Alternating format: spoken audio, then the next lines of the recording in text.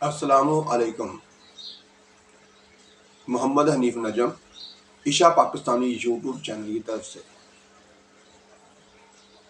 تمنا ہے کہ دنیا میں کچھ کام کر جائیں، تمنا ہے کہ دنیا میں کچھ کام کر جائیں، ہو سکے تو خدمت اسلام کر جائیں۔ سچے مسلمانوں اور اچھے پاکستانیوں، آئیے سب پہلے مل کے درود پاک پڑھتے ہیں۔ صلی علی نبینا، صلی علی محمد، صلی علی شفیعنا، صلی علی محمد۔ میرے پاکستانیوں، آج ہم بات کریں گے ہم اپنے گھر کا ماحول جو ہے اس کو کیسے بہتر سے بہترین بنا سکتے ہیں، اور عام مسلمان میں کون سی 4-5 خصوصیات جو ہیں وہ ہونی چاہیے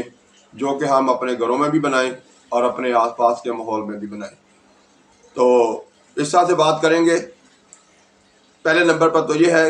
کہ عام بندہ مومن میں، عام مسلمان میں کون کون سی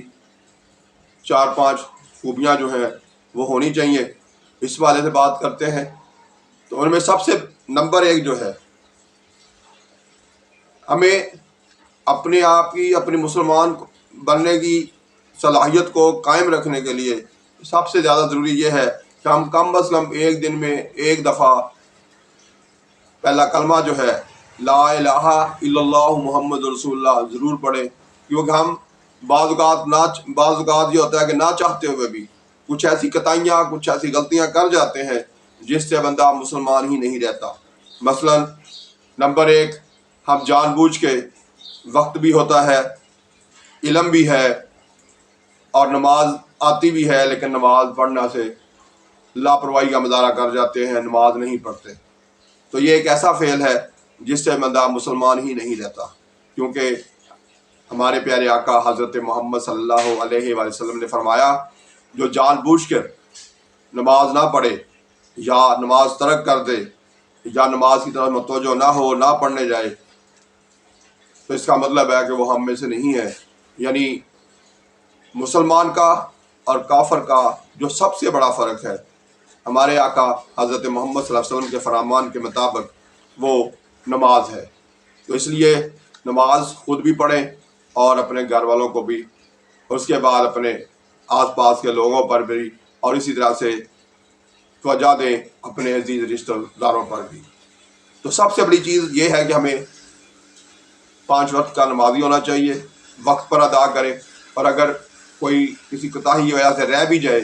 تو پھر ہمیں یہ ضروری ہے کہ ہم اسے قضا کے طور پر جلد از جلد ادا کریں۔ اس لیے ہمیں سب سے پہلے نمبر پر پہلا کام کہ ہمیں روزانہ پہلا کلمہ پڑھنا چاہیے، دوسرے نمبر پر نماز کی پابندی کرنی چاہیے، اور تیسرے نمبر پر سچ بولنا اور جھوٹ سے بچنا۔ یہ بہت ضروری ہے بطور مسلمان۔ جب آپ اپنے گھر میں خود سچ بولیں گے، اپنے گھر کے ماحول میں باقی لوگوں کی بھی عادت ڈالیں گے کہ وہ جھوٹ سے بچیں اور سچ بولیں، تو یقیناً آپ کا گھر جو ہے، آپ کے گھر کا ماحول جو ہے وہ ایک اچھا خاندان والا، اچھے گھر والا بنتا چلا جائے گا۔ یہ 3 چیزیں ہو گئیں۔ نمبر 1 کلمہ، نمبر 2 نماز 5 ٹائم کی، اور اس کے بعد نمبر 3 سچ بولنا۔ اور اس کے بعد چوتھی چیز جو میں اہم سمجھتا ہوں ایک اچھے گھرانے کے لیے، ایک مسلمان خاندان کے لیے، چوتھی چیز ہے جی، آپ نے یہ کرنا ہے کہ غیبت نہ کریں آپ کے گھر کے لوگ، آپ بھی نہ کریں اور گھر کے لوگ بھی نہ کریں۔ تو اس کے لیے ترغیب دینے کا بہترین طریقہ یہ ہے کہ اپنے گھر کے ماحول کو اس طرح بنائیے کہ آپ آپس میں جب بھی بات کریں تو اپنے اپنے منصوبے بتائیں، اپنے اپنے منصوبے بتائیں اور اپنے اپنے منصوبے بنائیں کہ ہم نے کیا کرنا ہے،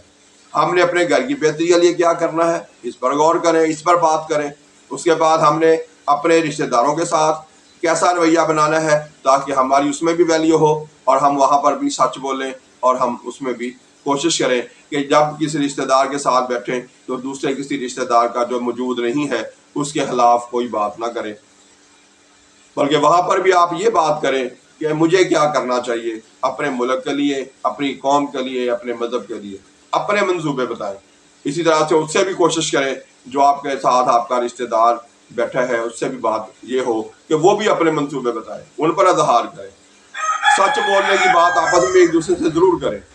تو یہ ہے وہ ماحول جو آہستہ آہستہ آپ کو بہتری کی طرف لے جا سکتا ہے۔ کوشش کریں کہ جہاں بیٹھے، جس کے ساتھ بھی بیٹھے ہوں، اور جو نہیں موجود ہے اس کے خلاف بات کرنے کے بجائے جو موجود ہے اس کی تعریف کریں، خود بھی کریں، اور دوسروں کے بارے میں بھی اگر کوئی بات ہو بھی تو وہ کہیں جی وہ آپ کی تعریف ہی کرتا ہے، اچھا کہتا ہے آپ کو۔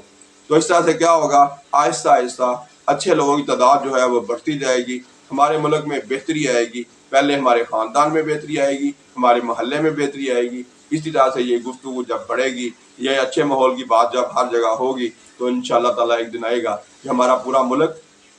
پوری قوم اچھے لوگوں کی بن جائے گی اور اس میں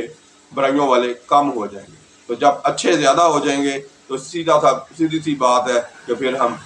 زیادہ پرسکون زندگی گزار سکیں گے، نہ صرف ہم بلکہ ہماری آنے والی نسلیں بھی اچھی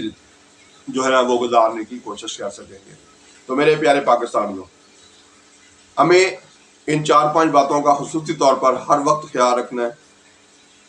کلمہ روزانہ پڑھیں، نماز پابندی سے پڑھیں،